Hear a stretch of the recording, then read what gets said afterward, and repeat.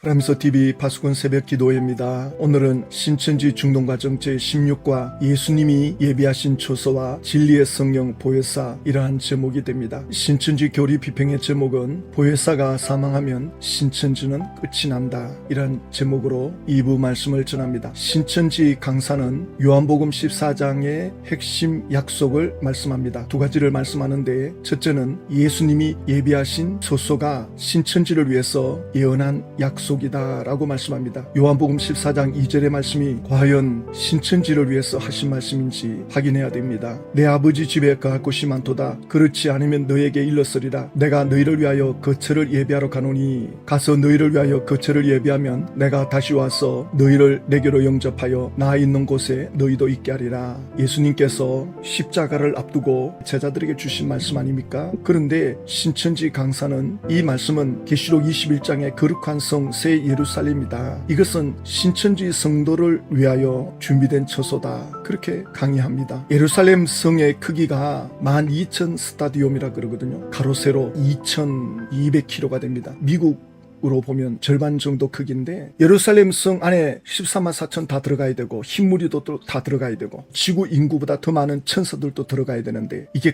과연 가능한 겁니까? 그리고 지구에 예루살렘 성이 내려오면 예루살렘 성 밖에는 이 지구가 그대로 있어요. 세상 사람들은 그대로 살고 있어요. 그래야 14만 4천이 제사장이 세상 사람들을 다스리는 것 아닙니까? 그러면 세상은 계속 이상기온으로 지진으로 기근으로 엉망인데 예루살렘 성만 괜찮습니까? 그 안에 들어가면 거기는 에어컨 시설이 다 돼 있어가지고 시원한 그런 곳이 되는 겁니까? 그리고 1000년 동안 안 죽고 살면서 또 결혼도 해가지고 자식도 놓고 이러면 사람이 많아져가지고 어떻게 될지도 모르겠다. 그때 가서 하나님 알아서 하겠죠 라고 신천지 총회장이 강단에서 말하는 거 보았거든요. 이게 말이 안 되는 것이 계시록 22장까지 이루어지는 걸 다 보고 왔잖아요. 다 그걸 보고 왔다고 해놓고는 그때 가서 비좁을지도 모르겠다. 이런 무책임한 말이 어디 있습니까? 이게 성경을 억지로 푸는 겁니다. 그리고 예수님께서 제자들에게 떠나시면서 처소를 예비한다. 내가 다시 올 거다. 그러면 그 제자들은 전부 순교를 당했습니다. 그러면 그 순교당한 제자들은 지금 어디가 있는 것입니까? 어디에서 무엇을 하고 있습니까? 신천지 총회장은 전혀 거기에 대해서 말씀이 없어요. 그냥 영계 천국에 있다. 사도 요한은 천국을 보고 왔지 않습니까? 그 천국에 가서 보니 순교자들의 영혼이 그 천국에 들어가 있는 거예요. 계시록 20장 4절에 또 내가 보니 예수를 정언함과 하나님의 말씀 때문에 목배임을 당한 자들의 영혼들과 이들은 모두가 다 순교를 당한 이들입니다. 계시록 20장 4절에 또 짐승과 그의 우상에게 경배하지 아니하고 그들의 이마와 손에 그의 표를 받지 아니한 자들이 살아서 그리스도와 더불어 1000년 동안 왕노릇하니 이 사람들은 순교는 안 했지만 그 당시 로마 시대의 핍박으로부터 환란을 당하고 쫓겨난 왕따를 당한 우상 숭배한다는 신전을 드나들 수 있는 표를 받아야 세상 사람들과 함께 살아갈 수가 있는데 그걸 못하니 전부 쫓겨나고 도망다니고 숨어 지내는 순교는 한순간에 죽는 것이니까 그것도 고통스럽지만 평생을 이렇게 살아야 된다. 이것도 엄청난 고통입니다. 그래서 순교당한 이들과 세상 것에 이끌리지 아니하고 세상을 이기면서 하나님의 뜻대로 온전히 살았던 그들이 천국에서 예수님과 함께 1000년 동안 왕노릇한다. 이 1000년은 상징적인 숫자죠. 예를 들어서 우리나라 사람들에게 이 숫자를 보여주면 6.25, 8.15 이렇게 안 읽어요. 중학생 이상만 돼도 이게 뭘 말하는지 알아요. 그러니까 1000년 동안 왕노릇한다는 이 1000년이 그 당시 유대인들에게는 숫자의 연수로 최고를 말씀하는 거죠. 무한대를 말씀하는 겁니다. 그렇게 상징적으로 그들에게는 인식이 돼요. 이런 걸 가지고 실제적인 1000년으로 신천지는 풀고 있는데 그러니까 역사적 배경을 전혀 인정 안 하니 신천지 총회장은 자기 마음대로 해석을 하는 거죠. 그리고 요한복음 14장의 두 번째 핵심 약속은 예수님이 진리의 성령 보혜사를 약속했다. 요한복음 14장 16절에 보면 내가 아버지께 구하겠으니 그가 또 다른 보혜사를 너에게 주사 영원토록 너희와 함께 있게 하리니 예수님도 보혜사입니다. 파라클레토스라고 하는 이 보혜사는 상담자, 변호자, 또 인도자, 옆에서 도와주는 자, 이것이 보혜사입니다. 이제 예수님이 때가 돼서 떠나시게 됩니다. 그런데 나와 똑같은 보혜사가 너희들에게 함께 할 거다. 또 다른 보혜사, 마치 오른손과 왼손이 똑같은데 역할이 다르잖아요. 그런 것처럼 왼손, 오른손처럼 또 다른 보혜사가 너희들과 함께 영원히 있게 될 거다. 제자들에게 주신 말씀입니다. 그러면 제자들에게 이게 적용이 안 되면 예수님은 제자들 제자들 데리고 장난을 친 겁니다. 주지도 않을 거면서 제자들에게 이 약속을 한다? 말이 안 돼요. 이것이 어찌 신천지 사람들을 위한 2000년 후에 이루어질 예언의 약속이란 말입니까? 성경을 이렇게 억지로 풀면 안 됩니다. 예수님께서 그는 진리의 영이라 세상은 능히 그를 받지 못하나니 이는 그를 보지도 못하고 알지도 못함이라. 세상 사람들은 모르죠. 성령에 대해서. 하나님의 자녀들만 아는 거죠. 17절에 그러나 너희는 그를 아나니 그는 너희와 함께 거하시며 또 너희 속에 계시겠습니다. 보혜사 성령이 사람 속에 들어옵니다. 그러니 변화되는 걸 경험하기 때문에 얼마든지 인식할 수가 있는 거죠. 그래서 너희들은 그 보혜사 성령을 알게 될 거다. 근데 지금 예수님이 이 말씀할 때는 제자들은 뭐 전혀 모르죠. 이게 무슨 말씀인지. 하여튼 듣기는 듣는데 감을 못 잡죠. 예수님이 하신 이 말씀이 바로 구약의 예레미야 선지자가 새 언약에 대한 예언의 말씀이 바로 이 보혜사 성령이죠. 예레미야 31장 33절에 곧 내가 나의 법을 그들 속에 두며 그들의 마음에 기록하여 나는 그들의 하나님이 되고 그들은 내 백성이 될 것이라 여호와의 말씀이니라. 그리고 에스겔 선지자도 똑같이 예레미야 선지자 시대 사람인데 그도 새 언약을 말씀하는데요. 에스겔서 36장 26절에 또 새 영을 너희 속에 두고 새 마음을 너희에게 주되 너희 육신에서 굳은 마음을 제거하고 부드러운 마음을 줄 것이며. 이것이 새 언약의 성령을 약속한 겁니다. 계시록 말씀을 달달 외워가지고 말씀에 새겼다 한들 나중에 나이 들면 기억력이 떨어지면 다 잊어버리는데 이걸 가지고 계시록 말씀을 마음에 새긴다. 이건 성경을 억지로 푸는 거라고 볼 수밖에 없습니다. 갈라디아서 3장 5절에 보면 너희에게 성령을 주시고 너희 가운데서 능력을 행하시는 이의 일이 율법의 행위에서냐 혹은 듣고 믿음에서냐. 이 성령이 어떻게 주어지느냐, 우리 속에 어떻게 들어오느냐, 율법의 행위로 되는 거냐, 예수를 믿음으로 되는 거냐. 예수를 믿는 이들에게 주어지는 보혜사 성령입니다. 그 성령님이 내 안에 들어오셔서 나를 사로잡을 때 그걸 성령 충만이라 그럽니다. 예수님의 12제자는 3년 이상 예수님에게 배우고 듣고 가르침을 받았습니다. 그러나 그들은 1시간도 기도를 제대로 못했어요. 그러다가 오순절 다락방에서 그들이 기도하면서 성령의 불을 체험하죠. 그렇지만 유대 종교인들과 논쟁을 하면서 그들이 마음이 지쳐 있게 되죠. 그때 사도행전 4장에 보면 제자들이 다시 모여서 간절히 기도합니다. 간절히 기도하니까 모인 곳이 진동하더니 무리가 다 성령이 충만하여 담대히 하나님의 말씀을 전하니라. 성령의 충만은 내 안에 계신 성령님이 내 영혼과 내 육체를 사로잡고 이끌어가는 상태, 흘러나오는 상태를 말씀합니다. 그래서 성령 충만을 위해서는 내 마음을 하나님께 굴복시켜야 됩니다. 성령께 내 마음을 내어드려야 됩니다. 그것이 기도입니다. 성령은 하나님이십니다. 하나님 안에 사랑, 희락, 화평, 오래 참음, 자비, 양성, 충성, 온유, 절제, 인격적인 열매도 있고 또 고린도전서 12장에 말씀하는 지혜 말씀 연사, 지식의 말씀 연사, 믿음의 연사, 능력 행함의 연사, 예언, 영분별 연사, 이런 모든 것들이 다 성령 안에 있습니다. 이것이 흘러나오게 될 때 성령의 역사가 되는 거죠. 성령이 나를 이끌어 주시기를, 사로잡아 주시기를. 그것이 성령 충만입니다. 이것이 2000년 전에 이미 이루어졌습니다. 보혜사 성령이 2000년 전에 예수 믿는 이들 속에 역사하고 있는데 어찌 이것이 신천지에서 일어나는 일이라고. 그것도 신천지 총회장 혼자 독차지하는, 하나님의 자녀들에게 돌아가야 할 이 성령을 신천지 총회장이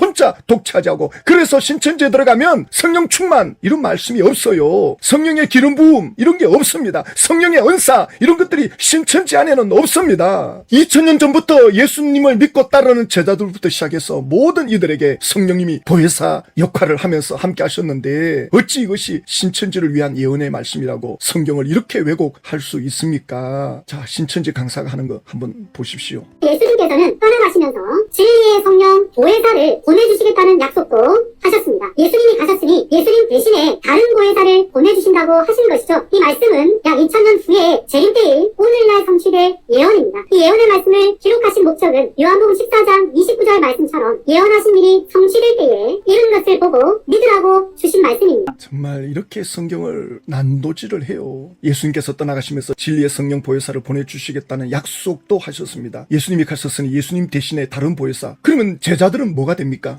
제자들에게 약속했는데 이것이 2000년 후에 이루어진다면 그동안 예수님을 따르는 이들은 뭐가 되는 겁니까? 바보가 되는 겁니까? 예수님이 지금 제자들 데리고 장난칩니까? 주시지도 않을 거면서 너희들에게 영원히 함께 할 거다. 이게 제자들과 상관이 없고 신천지에서 이루어지는 2000년 후의 역사다. 신천지 강사는 여기에 대한 책임을 져야 돼요. 보혜사 내가 신천지 총회장이 세상 떠나면 당신이 여기에 대해 책임을 져야 된다고. 당신 때문에 신천지 안에 있는 많은 사람들이 성령이 뭔지도 모르고 보혜사가 뭔지도 모르고 전혀 누리지 못하고 영적으로 완전히 피폐해진 영혼들에 대한 책임을 져야 된다고요. 지금 예수님이 제자들에게 약속하는 거고 지금 이것이 오순절 다락방에서 이루어지는 사건인데 신천지는 전혀 엉뚱한 소리 하죠. 그러면서 이게 2000년 후에 이루어지는 거다. 그러면서 요한복음 14장 29절에 말씀처럼 예언하신 일이 성취될 때에 이룬 것을 보고 믿으라고 주신 말씀입니다. 자, 보십시오. 예수님이 요한복음 14장 29절에 제자들에게 이렇게 말씀하죠. 이제 이 일이 일어나기 전에 너희에게 말한 것은 이 일이 일어날 때에 너희로 믿게 하려 함이라. 왜냐하면 제자들은 지금 처음 듣는 말씀이에요. 보혜사 성령에 대해서. 지금 예수님이 떠난다는 것도 지금 제자들은 안 믿고 있거든요. 믿어지지가 않거든요. 지금 예수님이 무슨 말씀하는지도 제자들은 지금 몰라요. 그래서 예수님은 지금 제자들이 못 알아듣지만 지금 계속 성령님에 대해서 말씀하고 있는 거예요. 그 일이 일어나면 너희들이 믿게 될 거다. 이것이 예수님이 제자들에게 주신 말씀이고 제자들이 오순절 다락방을 통해서 성령의 기름 부음을 체험하고 난 뒤에 예수님께서 말씀한 것이 바로 이거구나. 이것을 말씀한 것이구나. 그때서야 제자들이 비로소 믿었다라고 말씀하지 않습니까? 요한복음 7장에 37절 38절에 나를 믿는 자는 그 배에서 생수의 강이 넘쳐나리라. 제자들이 그게 무슨 말씀인지 몰랐는데 그들이 성령 충만 받고 나니까 그 배에서 생수의 강이 흘러나리라는 말씀이 바로 성령을 두고 하신 말씀이구나. 제자들이 나중에 이걸 다 깨닫게 되는 거죠. 근데 이것이 어찌 신천지에서 이루어지는 사건이라 그러면서 신천지의 실상이 나타나면 믿게 될 거다. 완전히 이거는 정말 속이고 속이는 겁니다. 그리고 이 보혜사 성령은 뭘 하시느냐? 성령님이 오시면 그 성령님은 예수님을 믿게 하는 성령님이십니다. 예수님을 따라가게 합니다. 예수님을 닮아가게 합니다. 예수님을 전하게 하는 성령님이십니다. 왜냐하면 예수를 통해서 예수를 믿음으로 구원이 이루어지기 때문에 성령은 끊임없이 예수님께로 이끄는 영입니다. 그래서 고린도전서 12장 3절에 보면 그러므로 내가 너에게 알리노니 하나님의 영으로 말하는 자는 누구든지 예수를 저주할 자라 하지 아니하고 하나님의 성령이 있는 이들은 예수님을 저주할 수가 없어요. 신천지 총회장이 10년 동안 몸담았던 박태선 교주, 그는 그의 책에서 예수님을 대놓고 저주하고 있죠. 욕하고 있어요. 그러니까 성령이 완전히 떠난 교주죠. 그리고 고린도전서 12장 3절에 또 성령으로 아니하고는 누구든지 예수를 주시라 할 수 없느니라. 예수님을 주님으로 믿을 수 있는 건 성령님이 역사하기 때문에 그렇습니다. 성령님이 개입하지 않으면 예수님을 주님으로 믿을 수 있는 눈이 귀가 열리지 않습니다. 성령의 역사로 예수님을 주님으로 믿게 됩니다. 신천지 총회장은 예수 믿어도 구원이 없다 그러잖아요. 신천지 총회장은 예수님을 믿지 않습니다. 그러므로 그 속에는 예수의 영이 없습니다. 보혜사 성령이 없습니다. 미혹의 영, 귀신의 가르침에 이끌리고 있는 거죠. 예수님이 떠나시고 오순절 다락방에 임해오신 그 성령, 예수님은 그 성령에 대해서 너희가 성령이 임하면 권능을 받고 예루살렘, 유대, 사마리아 땅끝까지 이르러 내 증인이 되리라. 성령님이 임해오시면 예수님을 전하게 된다. 성령께서 함께하면, 보혜사가 함께하면 모든 초점은 예수님에게 맞춰집니다. 모든 것이 예수님 중심이 됩니다. 그러나 신천지 총회장은 전혀 예수님 중심이 아닙니다. 예수 이름으로 기도하는 건 예수 믿는 신자들을 미혹하기 위해서지, 그리고 다른 이단들처럼 욕먹지 않으려고 박태선, 문선명, 또 안산홍, 그들은 사람 이름으로 기도하잖아. 그렇게 하면 완전히 이단되니까 듣기 싫으니까 교모하게 신천지는 예수 이름 이용하지만 예수를 믿지 않아요. 신천지에서 믿는 예수와 오늘날 개신교가 믿는 예수는 완전히 다릅니다. 저희들은 예수님의 제자들이 믿었던 그 예수님을 믿고 있습니다. 신천지가 말하는 예수님은 총회장이 만들어낸, 총회장이 자기 마음대로 설명하는 예수를 신천지는 믿고 있다고요. 구원자가 아닙니다. 우리가 예수를 믿으면 성령님이 임해오시고 그 성령님은 하나님이십니다. 그 성령의 지배를 받으면 이 땅에서 하나님의 나라를 경험합니다. 천국을 경험합니다. 이 지구는 천국이 아니죠. 죄가 있고 마귀가 있으니까 100% 천국을 누릴 수는 없지만 그 성령의 충만함을 누릴 때 환경을 뛰어넘고 죄를 뛰어넘기 때문에 천국을 누리게 됩니다. 그러다가 죽으면 영원한 천국으로 들어갑니다. 그런데 신천지 강사는 뭐라고 하느냐 하면 마태복음 6장 10절을 인용하면서 하나님의 나라가 임하오시며 신천지에 하나님의 나라가 임해온다는 겁니다. 그러나 마태복음 6장 10절의 이 주기도문은 예수를 믿는 이들에게 하나님의 자녀들이 이 땅에서 하나님의 나라를 누릴 것을 말씀하는 겁니다. 그리고 하나님의 나라에서 하나님의 자녀들을 향한 계획이 다 이미 이루어졌어요. 하나님은 우리를 딱 보는 순간 과거, 현재, 미래가 다 보여요. 하나님의 자녀들을 위한 계획이 이미 천국에서 다 이루어졌습니다. 그러니까 이루어진 그 뜻대로 살아가기 위해서 우리는 기도해야 됩니다. 이미 내 인생은 최고의 작품으로 이미 만들어져 있습니다. 하늘의 그 작품대로 내가 살아갈 수 있기 위해서 하나님 뜻이 하늘에서 이루어진 것처럼 땅에서도 이루어지니다라고 우리는 기도하는 겁니다. 이게 이제 나중에 어떻게 깨닫게 되느냐 하면 천국 가서 이제 보게 됩니다. 천국 가서 보면 하나님이 나를 위해서 최고의 것을 예배해 놓았는데 나는 그게 10%밖에 누리지 못했네. 나는 그게 20%밖에 누리지 못했네. 나는 5%밖에 안 되네. 하나님은 자녀들에게 최고의 것을 예배해 놓았는데 그걸 누리지 못하고 떠나간 사람들이 대다수입니다. 그래서 하늘에서 이루어 놓은 거를 땅에서도 이루어지기를 기도해라. 이걸 말씀하고 있는데 신천지는 천국이 신천지에 내려온다. 그래서 그 천국에 들어가려면 이 6가지 조건이 있어야 된다. 이 6가지 조건을 어떻게 맞춥니까? 그래서 신천지 안에는 아직도 입맞았다라고 말하는 사람이 없는 거예요. 누가 이 조건을 다 맞출 수 있습니까? 그런데 16과 강의하는 강사는 여기서 또 천국에 들어가려면 하나님의 뜻대로 행해야 된다. 물과 성령으로 거듭나야 된다. 또 다른 자격을 소개합니다. 이러니 가스라이팅 당할 수밖에 없죠. 누가 여기에 자신 있게 대답할 수가 있겠습니까? 그러니까 신천지 세뇌당하면 그냥 끌려다니는 겁니다. 곧 이루어진다. 곧 이루어진다. 거기에 들어가려고 길을 세야 되는 거예요. 완전히 노예가 되는 겁니다. 기가 막히지 않습니까? 너무 안타깝죠. 하나님의 뜻대로 행한다는 것이 뭐냐? 그 물어보면 12지파에 들어오는 게 하나님의 뜻이다. 마태복음 7장에서 하나님의 뜻을 그렇게 말씀하지 않아요. 말씀이 나오고 있는데 왜 그렇게 억지로 주장합니까? 7장 21절을 보면 나더러 주여 주여 하는 자마다 다 천국에 들어갈 것이 아니요 다만 하늘에 계신 내 아버지의 뜻대로 행하는 자라야 들어가리라. 아버지의 뜻대로 행하는 것이 뭡니까? 신천지 12지파가 아닙니다. 그러니까 아버지 뜻대로 행한다라고 할 때 예수님은 뭘 보여주느냐면 그러니까 아버지 뜻대로 행하지 않은 자를 보여주므로 아버지 뜻대로 사는 게 뭔지를 깨닫게 줍니다. 이것이 바로 22절에 나오잖아요. 그날에 많은 사람이 나더러 주여 주여 우리가 주의 이름으로 선지자 노릇하며 주의 이름으로 귀신을 쫓아내며 주의 이름으로 많은 권능을 행하지 아니하였나이까. 그런데 예수님께서는 뭐라고 말씀하느냐면 그때 내가 그들에게 밝히 말하되 내가 너희를 도무지 알지 못하니 불법을 행하는 자들아 내게서 떠나가라. 예수님은 내가 너희들을 도무지 모르겠다. 신천지가 그렇게 말하죠. 하나님이 함께하지 아니하면 어찌 10만 수료를 할 수 있느냐. 이 엄청난 이 일이 하나님의 역사가 아니면 할 수 없다.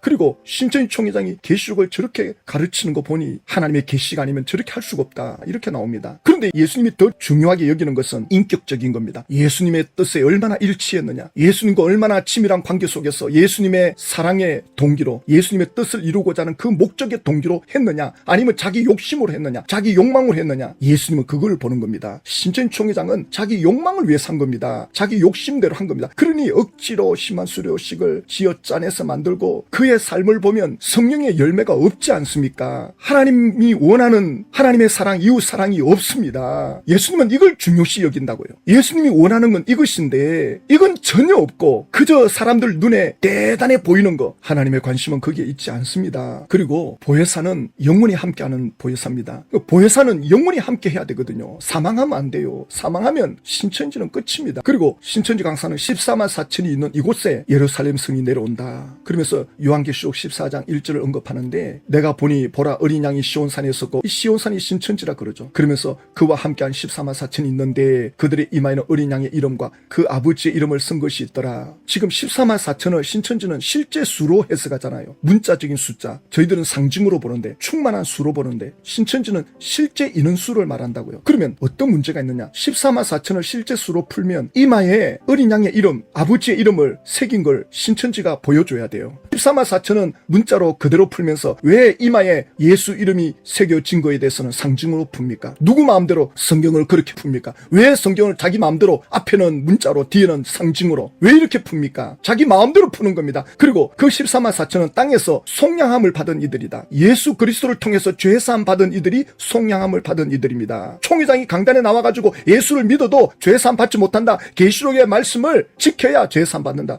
말도 안 되는 소리를 하는데 이 속량은 예수 그리스도를 통해서 주어지는 죄사함입니다. 그러면서 그 14만 4천이 있는 거기에 신천지 그곳에 새 예루살렘 성이 내려온다. 그래서 신천지에 계시록 18장, 19장, 20장 이루어져야 된다. 보혜사가 끝까지 이걸 이루어내야 됩니다. 영원히 함께하는 보혜사입니다. 그래서 신천지 총회장은 사망하면 안 돼요. 하나님이 부르면 갈 수 있다. 그건 신천지를 모르고 하는 말입니다. 신천지 총회장은 처음부터 그렇게 말하지 않았습니다. 계시록을 다 보고 왔습니다. 22장까지. 이걸 다 이룰 보혜사입니다. 보혜사는 끝까지 이걸 이루어야 돼요. 신천지 총회장이 사망하면 신천지는 그냥 끝나는 겁니다. 완전히 거짓말 판국이 되는 겁니다. 사기판이 되는 겁니다. 1992년도에 예수님이 오신다. 우리 몸은 변화될 거다. 여기 와야 구원받는다. 천국으로 올라간다. 아무것도 이루어지지 않았거든요. 그런데 안타깝게도 왜 이게 실패가 됐는지를 몰라요. 사람에게서 가장 큰 불행은 왜 실패했는지를 모를 때 실패를 왜 했는지 모른다. 이건 인간에게 불행이고 고통입니다. 그런데 이것보다 더 큰 고통이 뭐냐. 실패한 걸 알았어요. 이게 잘못됐다는 걸 알았습니다. 그런데 그걸 인정 안 하는 거예요. 이것은 더 큰 불행입니다. 왜 실패했는지 왜 이게 잘못됐는지 모르는 것도 불행이지만 그걸 알았음에도 인정하지 않는 것, 이건 더 큰 불행입니다. 그래서 92년도에 이걸 겪은 사람들이 인정을 안 하는 겁니다. 또 다른 실상을 찾는 거예요. 왜 이게 잘못됐는지 몰라서 방황하는 이들도 문제지만 알고 있으면서도 인정하지 않는 이들, 신천지도 마찬가지입니다. 신천지가 아무것도 이루지 못하고 끝날 때 이게 왜 잘못됐는지 이걸 알아야 돼요. 그런데 그걸 알았음에도 인정 안 하고 자기 갈 길 가버리는 이들 많습니다. 그러면 결국 신천지에서 남아있나 신천지를 나오나 아무런 차이가 없습니다. 예수를 믿는 궁극적인 목적은 천국입니다. 이 세상은 나그네 길이고 잠시 있다가 다 사라지는 세상입니다. 예수님이 처소를 예배해 놓은 그 천국에 우린 들어가야 됩니다. 모든 이들은 예수님이 모델이 돼야 됩니다. 예수님처럼 부활합니다. 그 신령한 몸으로 천국에 들어갑니다. 신천지가 끝이 날 때 왜 이것이 잘못됐는지를 깨닫고 그리고 그 다음에 인정해야 됩니다. 시인해야 됩니다. 그래야 회복으로 들어갈 수가 있습니다. 그렇게 되기를 저희들은 기도합니다. 하나님 아버지, 신천지가 끝장에 날 때 신천지 분들이 왜 이것이 잘못되었는지를 제대로 깨달을 수 있도록 성령님 역사해 주십시오. 그리고 그걸 깨달았을 때 그것을 시인하고 인정할 수 있도록 하나님 은혜를 베풀어 주시옵소서. 예수님의 이름으로 기도드립니다.